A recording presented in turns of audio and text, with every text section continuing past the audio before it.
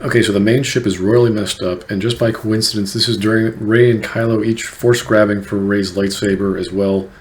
Finn and Rose were about to be executed just by coincidence. This all happens at the same time. So apparently Finn and Rose, they're the only ones that looks to be alive on this massive hangar. Everyone else was in. It just got blown up. And for some reason, Phasma and her surviving guards are on the way other end of the hangar bay somehow, even though they were right next to each other with Finn and Rose. And they're about to shoot the two. And then an AT-ST Walker off to the side starts shooting at Phasma, and it's BB-8 piloting the thing. Okay, apparently a lot can happen at the speed of light. So, okay, BB-8 can apparently roll up and commandeer an AT-ST. Yeah, sure. Instead of picking up the gun that Phasma dropped or any other gun lying on the ground from all the dozens of people who just died, she pulls out a staff. And we find out her armor is blaster proof, which is a minor form of continuity. Why didn't they put even half as many resources into armor production as they did to, making stormtroopers throughout the series? Did they not realize that blasters were the most common weapon for, thousands and thousands of years? No? Okay, whatever. So, Finn and Phasma are fighting. Rose is trying to help, and then Phasma pulls out a pistol and starts shooting her. And you're like, why did Phasma pull out a pistol and start shooting Finn? She was just about to kill them both until BB-8 stopped her, but apparently rifles are okay, but pistols, no, you can't use those. This gives Finn time to then smack Phasma on her chrome dome. So then the ground falls away from under Phasma. That's always a great trope. So that's 4 people whose backstory is completely unrevealed. Rey's parents, Snoke, and Phasma. Those 3 storylines are now gone. We don't know what happened to them. We don't know who they were. All we know is that they were some degrees of evil. So Leia's looking outside from this massive door on the planet that they all escaped to. There's a hidden rebel base there that was evacuated previously, a long time ago.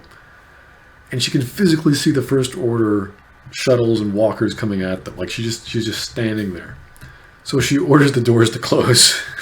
And the First Order just rams the door with its shuttlecrafts. And it tries to go under it while it's closing. And the shuttle gets torn, the top gets destroyed. It's like, didn't they see them coming from orbit? What was the door? Like, why was it open in the first place? Everyone was inside. Did they just get there? And they're like, oh, we should look around. Was it to let the little animals come in?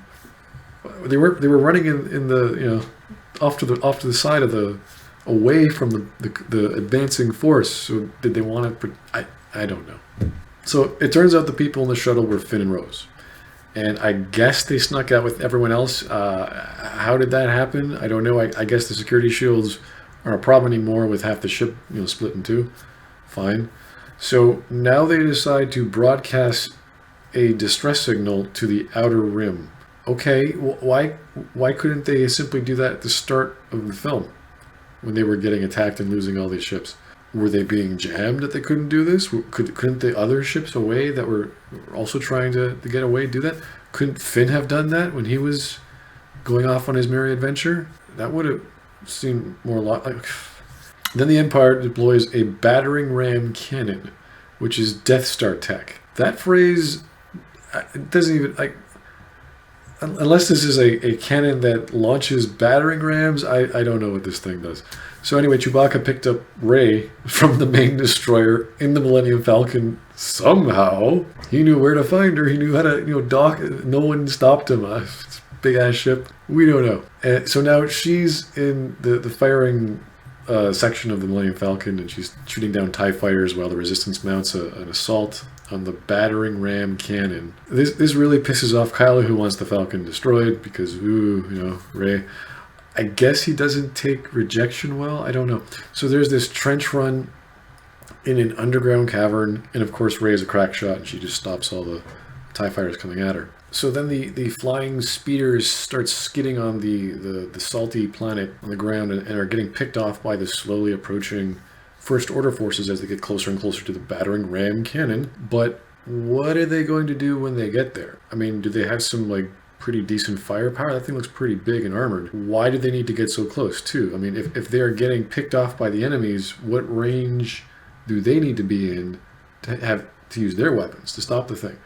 I mean, do they even have weapons? I didn't even see any of those speeders do anything. They were just kamikaze units, or just boats just flying around on the surface of the planet. So Finn decides to keep going, even though Poe thinks this is a suicide run. The laser thing starts firing. He's near, he's underneath it, so his ship is melting. You see his guns melt. You see part of his cockpit melt. So he's essentially sacrificing himself to stop this thing, to save all the people in the bunker. And then this determined Asian chick's face zooms into the camera, and she rams into Finn's speeder. So apparently the First Order isn't very good at shooting the thing which is being melted directly in front of them, of their own super weapons line of sight thing. But also another speeder next to it. They just can't shoot it. They just couldn't shoot it, any of these things. They had no problem shooting things further back. Maybe it's like an ideal or optimum firing range, kind of similar to what Poe had to deal with fighting the Star Destroyer. It's like, oh, it's just too close, it's too fast. It's like, okay, fine, let's go with that. Okay, so apparently Poe bailed out of his speeder, and he slides into a trench where other rebel people are. Where did these people come from? Where did this trench, did they know it was there? Did he know he was going to do that? It's like, oh yeah, here's my escape route. It's like, it's off to the side. How are they so close to the First Order? What is going on in this scene? So Finn goes and runs over to Rose, her ship is, because she rammed him, and he has to go get her. And she says that she just saved Finn from committing suicide, and that they're going to win not by fighting what they hate, but by saving what they love. Which could have a nice Jedi versus Sith vibe to it, but wasn't Finn trying to save what he loved by being a hero? So Rose stopped him from doing that, and as a result, she doomed the people in the base. Then she kisses him and passes out, and he's got this completely stunned look on his face, like, what the hell is this going on? Which is pretty much what everyone else in the theater who's trying to pay attention to this is like, ugh. And all this time, no one's shooting him or her. No one's stopping to just blow this guy away. Obviously, he's not a threat anymore, but he's just sitting there. So then Deus Ex Skywalker got some, I don't know, just for men and hair care, and he just comes out of nowhere. How he traveled there, how he got into the base that was, only has one entrance that was completely closed. Doesn't make any sense. And he hands Leia the dice from the Millennium Falcon, which I guess is a nice sentiment. I mean, Rey could have done that. Chewbacca could have done that at any time. And then he kisses her on the forehead, and somehow Poe Dameron is back in the base as well. And Luke just walks out the hole that the battering ram cannon had made, which I guess has now stopped firing. It's done its job. So all the walkers' guns light up Luke, who just walked out into the field to be heroic and look cool. And the dust clears, and after the gun's firing, he just whatever. It's just not funny. He didn't draw his lightsaber. He just literally stood there as a massive volley of firepower just hit him. Then Hux protests that Kylo is going to go down there, and again, another scene of comedy where Kylo just chucks him into the wall, and the pilots of the shuttle's like, right away, sir, and opens up the hatch. And all this seriousness and drama is kind of gone. I mean, we're now confused as to what happened here. Is it a serious scene? Is Kylo being afraid? Is it silly? What's the tone here supposed to be? So now Finn is shown entering through the hole the battering ram cannon made, and he's dragging Rose along with him. And throughout this entire time, no one shot him. No one saw him. No one, he dragged her all the way back to the base. He didn't find that trench that I guess Poe was in, that I think went into the base. I don't know. I mean, how long did this process, he dragged someone all the way from the thing he was chasing to the battering ram cannon. The battering ram cannon. I'm still confused how Poe and those other guys made it back, and it looked like there was an underground bunker there for him to do that, but Finn just drags him all the way back. And again, all this time I'm thinking, where's the Millennium Falcon and Rey? What were they doing all this time? This is a lot of time that's been going past. So Poe decides this confrontation between Kylo and Luke is a stalling tactic, so the rebels can escape. Sure, great. C-3PO says that this facility is like a maze of endless tunnels and the odds of finding an exit are very, very slim. But what if they do in fact escape? Doesn't the enemy still have, I don't know, spaceships in orbit? Would they be able to detect people on the surface escaping and just, pick them off with their spaceships? So Kylo and Luke fight. Luke's got this weird, smirky, sad expression going on in his face, and it turns out he was projecting himself across the galaxy the entire time. His projection just disappears. He looks at the sun, and then he goes the way of Obi-Wan and Yoda did. I guess that whole process killed him out of exhaustion? Okay. So Kylo enters the base, and he picks up the dice that Luke gave to Leia. Okay, why did Leia drop it? Like, why'd she drop the dice? It doesn't make sense. Turns out the dice was just another projection as well. And it disappears in Kylo's hand. And this is while Rey and Kylo are sensing each other. And that there's cuts, so it looks like they're actually looking at each other. And Rey's at the top of the Millennium Falcon, and he's in the base. But they're just sensing each other differently than what they were doing before. But didn't we see Luke take the dice from the Millennium Falcon back on his hermit planet? So he literally force projected a knickknack to give to Leia. And then what? Like, psych? Yeah, they're not real. I mean, did Leia know that? And just chucked him on the ground because she knew it? It was like, you can't fool me, brother. Ha, you kidder, you. Haven't seen you in such a time. It's this fake gift. What was the point of giving her projection dice that she just throws on the ground anyway?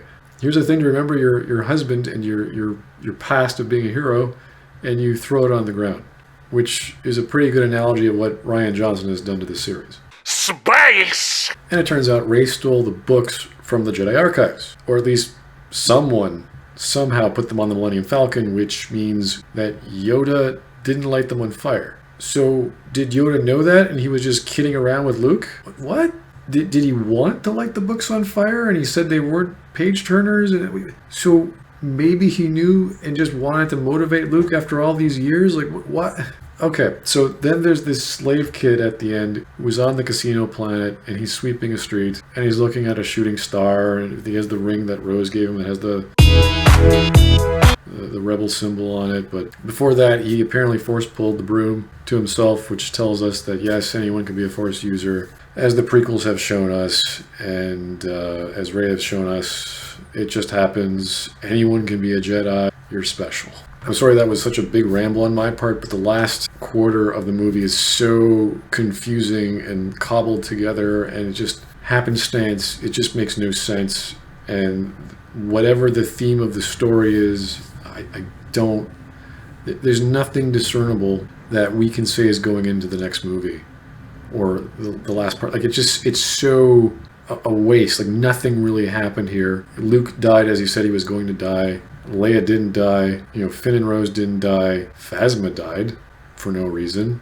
It was just this nonsensical romp, which, to be fair, was high production value, looked very good, great music, great sound effects, all that was great. So if you want to turn your brain off and enjoy a space opera, Star Wars is still the way to go. As soon as you start questioning what the hell's going on, you start using logic, you start looking at the lore, forget about it. So thank you very much for listening. I know that was a ramble on my part in this video, at least. Please share your comments. I could not be the only person who felt this way. I'm sure the fans have something good to say about it, and I'd love to hear what was so awesome about this movie to you. Thank you very much.